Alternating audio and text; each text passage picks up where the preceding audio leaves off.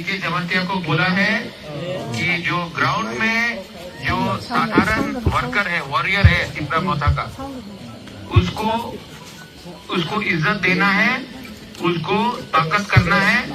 और सीके जमातिया जीतेगा तो वो सिर्फ एमडीसी नहीं रहेगा।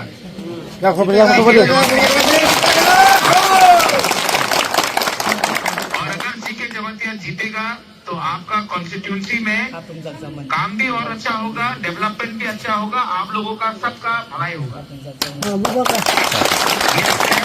IAS ऑफिसर है, ऑफ स्पीकिंग IAS ऑफिसर, और इसको हमको मतलब कि जिसको गवर्नमेंट ने, मानिक शाह ने जानबूझ के चांस नहीं दिया, क्योंकि ये तिपरासा के लिए बात कर रहा था।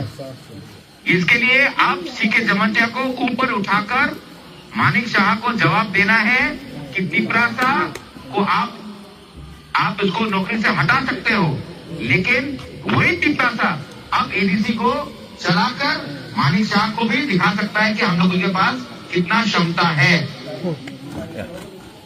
सीके बाबू, आप आगे बढ़ो।